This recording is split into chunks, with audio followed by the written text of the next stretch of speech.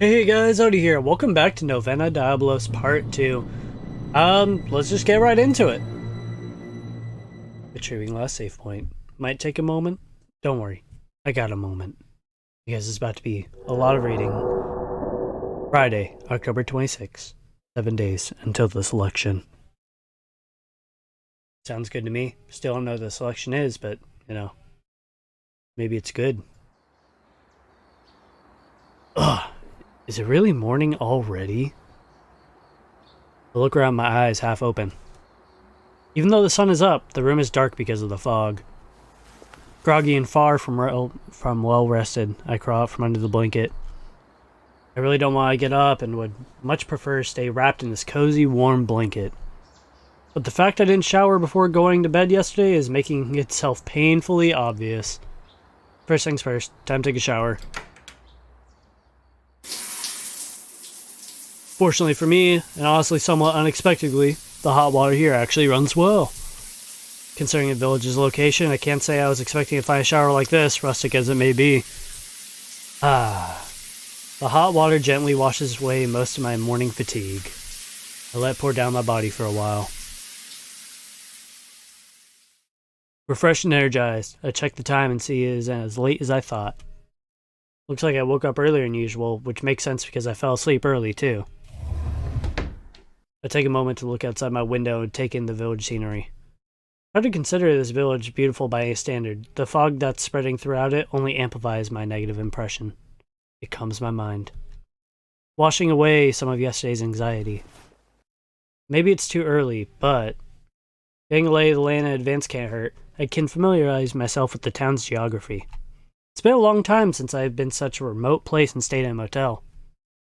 There's nothing I can do to stay cooped up in this room. Time to head out. Huh? Just as I'm about to leave my room, the phone rings again. 7 days until the selection? Unknown sender, yet again. It's getting harder and harder to dismiss it as a misdirected prank. There's clearly no signal, no reception, yet these messages somehow manage to get through? I still have no idea what they could mean. What selection is this about anyway? I mumble to myself and I put my phone away. Anonymous messages really do have a way of unnerving me.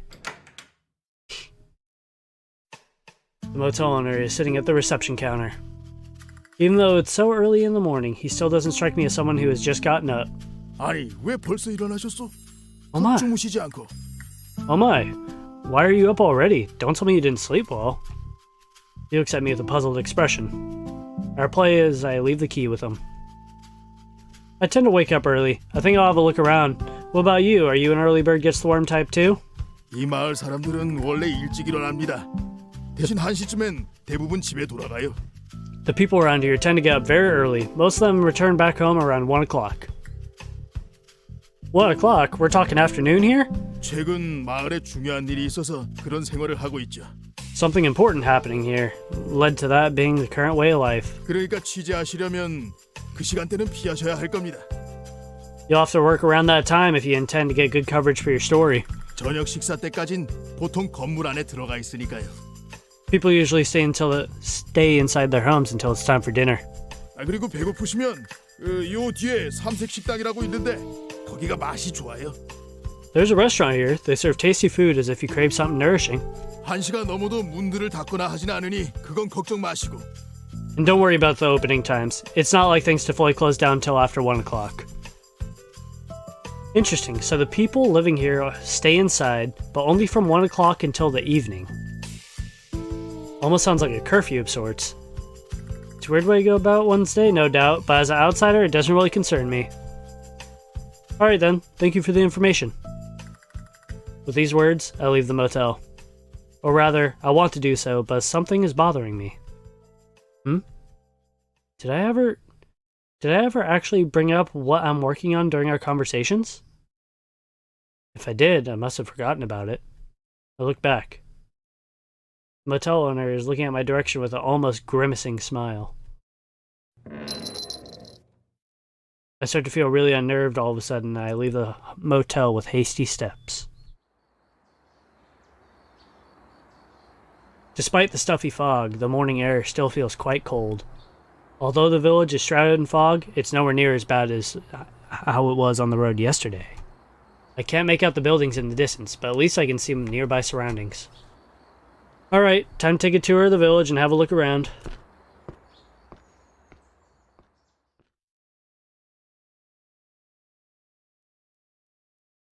Taking a look around the village, I end up in the middle of a forest.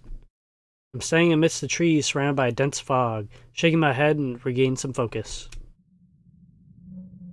Dry old trees are swaying in the wind, which also sends fallen leaves around my ankles flying. I look back. Lucky for me, I can see the trail from here. Judging by that, I don't think I'm deep within the forest yet. This is weird. How did I end up here? I scratch my head and look around. What is this? Something feels off about this place. It's the overall atmosphere. It feels strangely oppressive. What's going on here? Why am I so on edge? It's like my whole body is telling me to get as far away from here as possible. Still, I ignore my body's warning signs. As if possessed, I keep walking into the unknown. A highly unpleasant smell lingers in the air. Yuck! The smell's getting stronger. Is that stale meat? Mixed with traces of fishy smell of iron? Stop walking. What's this? The smell's coming from right in front of me. In front of me there is... No, please don't tell me. I look around. There's no sign of life apart from myself. I don't know if that's encouraging or scares me even more. I take small steps and move my feet slowly. I cover my mouth with my hand, trying my best to deal with the smell.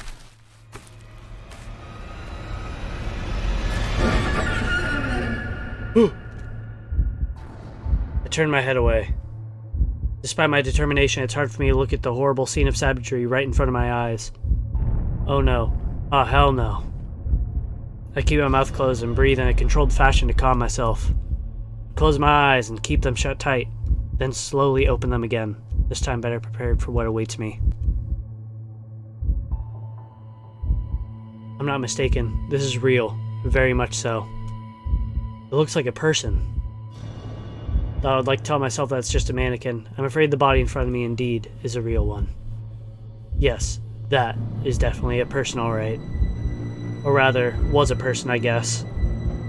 I stare at the stiff body's old pale skin. The flow of blood long stopped, never to return again. Every ounce of life has been drained from it. Feels like a lifeless slab of meat on display in a butcher shop. Ugh! I use my hands to cover my mouth in order to stop myself from vomiting. Ugh. What the hell? I do my best to shake off the fear and come to my senses. Okay then, time for some rational thinking. I need to check the surroundings. A person is dead, it's a real body, not a doll or mannequin. And around the body, strange traces remain. Traces that indicate that it is as far away from a natural death as it gets. Murder. That's the first word that comes to mind. The initial shock from seeing the body is followed by another feeling, an instinctive fear creeping up from deep within. Maybe the killer's still nearby. Maybe this is something I was never supposed to see. However, this fear gives birth to an idea in my mind. Could this maybe... I recall the mass disappearance case I've been working on. These cases have been popping up nationwide. And though it may seem trivial, they all share a weird commonality. Until now, I wasn't quite sure what the connecting factor between cases could be. But looking at this corpse, a keyword that comes to mind. Religion. I look at the body again. Then my eyes wander over to the strange traces around it. What if this bizarre death is somehow related to the religion in question? What if religion is what connects these killings and disappearance cases? With that in mind, I raise myself on what can only be described as an automatic movement. I'm still very afraid, obviously. However, it is unquenched thirst for answers, my never-ending curiosity that drives me. Next thing I know, I'm approaching the scene with my phone in hand and camera ready to go.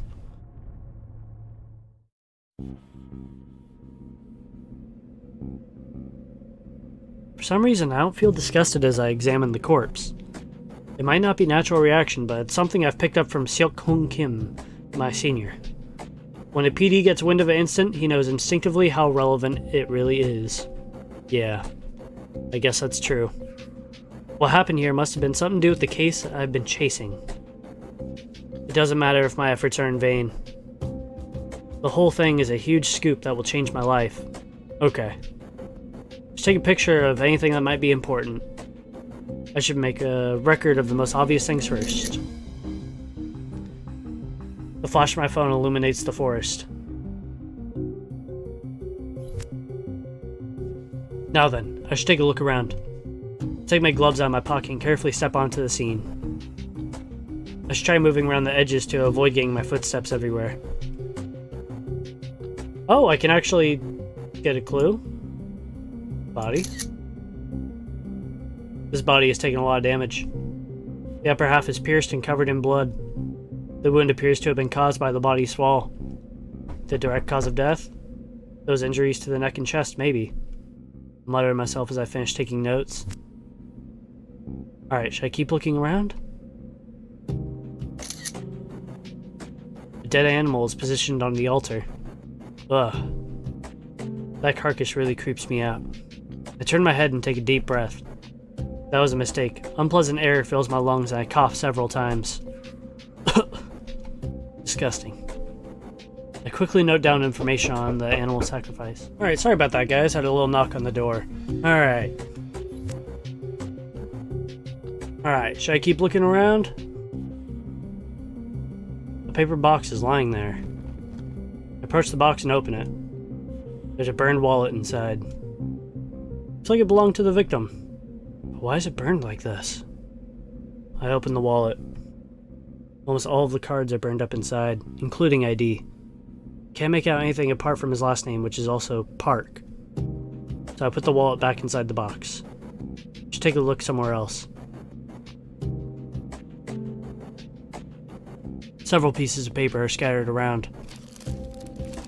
I look through the papers without any expectations. As if in response to my low expectations, the contents are insignificant. I get up again, a blank expression on my face. A strange book catches my eye. It could be evidence, so I take a careful look at it. It was a pretty popular self-help book a year ago. Even I've read it. Why would he have needed a self-help book? Did it belong to the victim? Or did someone else leave it behind? Consider this for a moment, before putting the self-help book down again. Some more notes are scattered across the ground.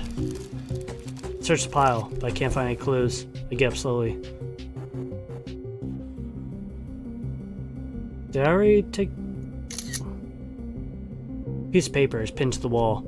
These are really strange signs. No matter how closely I look, I can't figure out what language it is. Are these just meaningless scribbles? Or ciphertext? I admire myself as I note down the letters. Alright, should I keep looking around?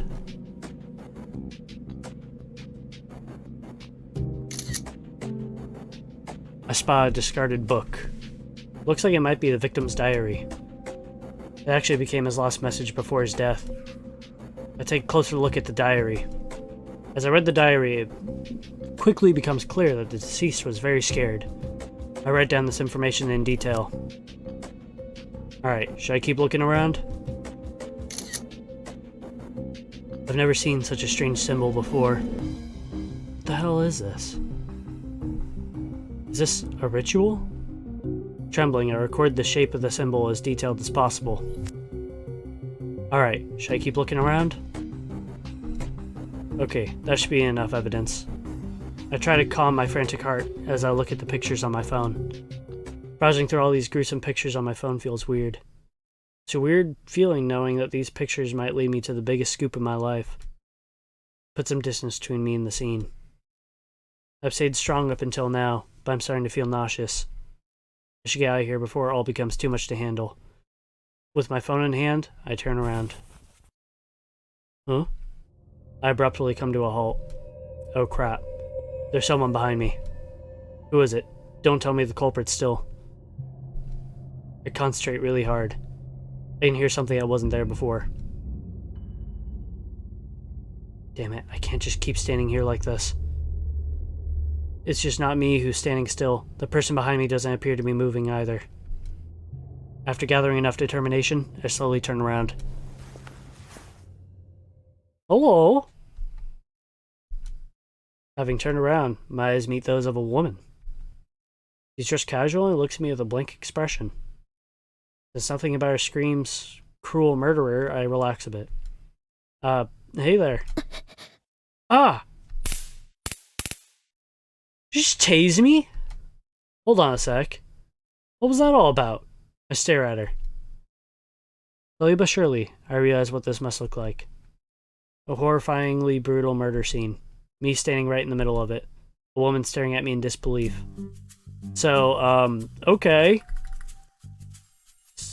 But just wait a second.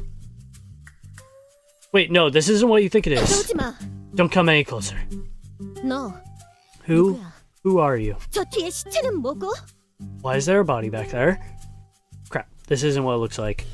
Please, put that down. 다가오지 말라고! Get away from me. Stop tasing me! Her electric shocker shines bright blue because of the sparks. I stop and raise both my hands. That woman. She really doesn't want to listen to reason.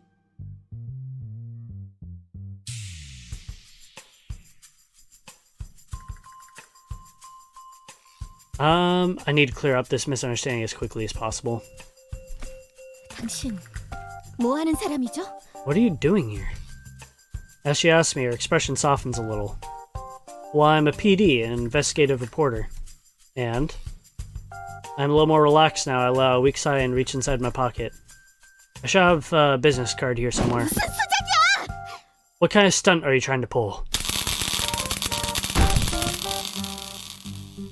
I got tased.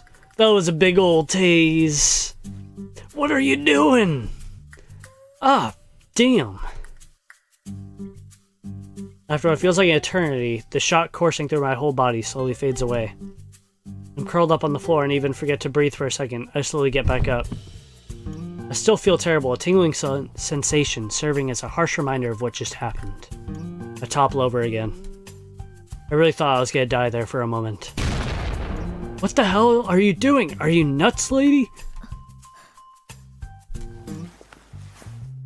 명함? A business card? Yes, obviously. Did you think I was gonna go for a gun? MBS 시사부 PD 박준성? MBS? News Trace? PD Junsung Park? 진짜 PD였어요? So you're a PD, like, for real?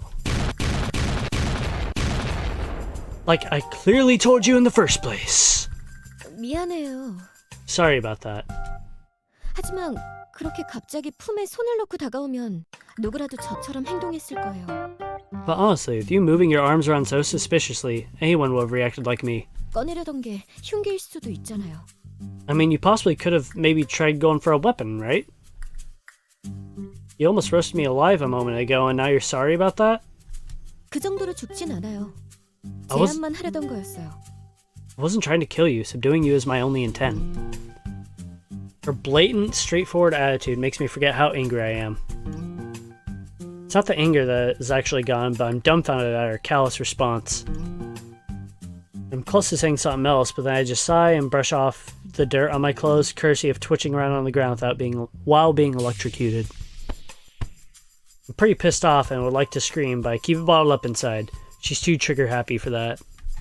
그런데 시사저널 PD가 사건 현장에서 뭘 하는 거예요? So anyway, what's a PD like you doing at the crime scene?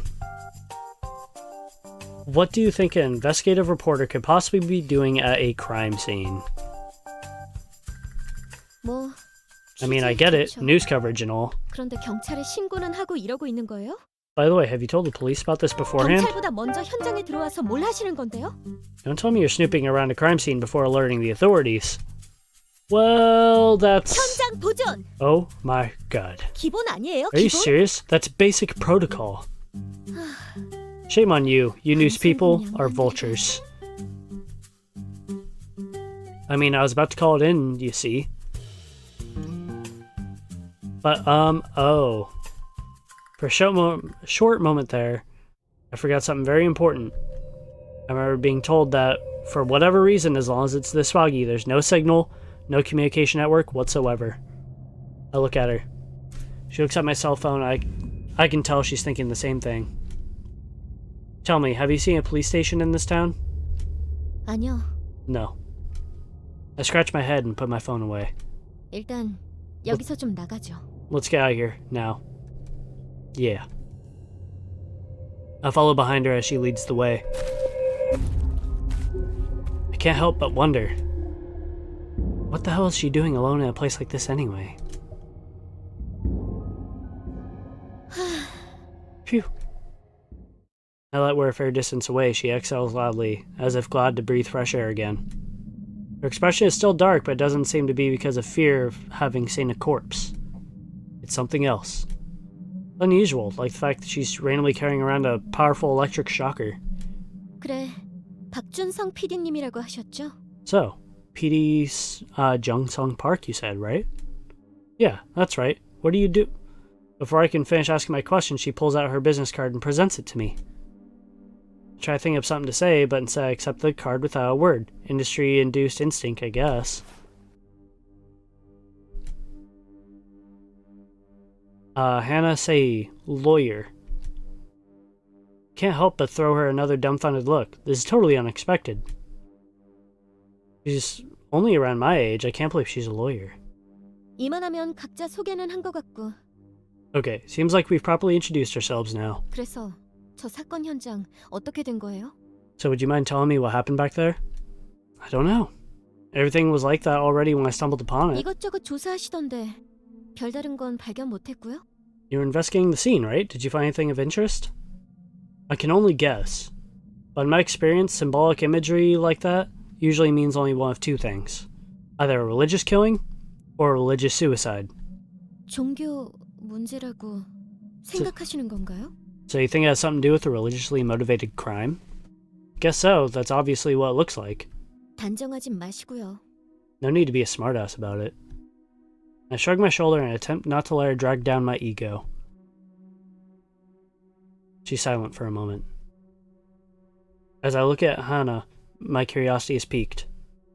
What's a young lawyer like her doing in a place like this? However, this isn't the right moment to inquire about personal stuff. And I choose to wait for her to say something again. 그럼 준성 씨는 외부와 연락할 방법 좀 찾아봐요. Well then, you just keep trying to find a way to contact the outside world. 안개 하나 가지고 외부와의 연락이 전부 끊기는 건 말이 안 되잖아요? It makes no sense at all that this fog would jam all means of communication, right? True. And what about you? 전 따로 조사할 게 있어서요. I've got something I need to look into.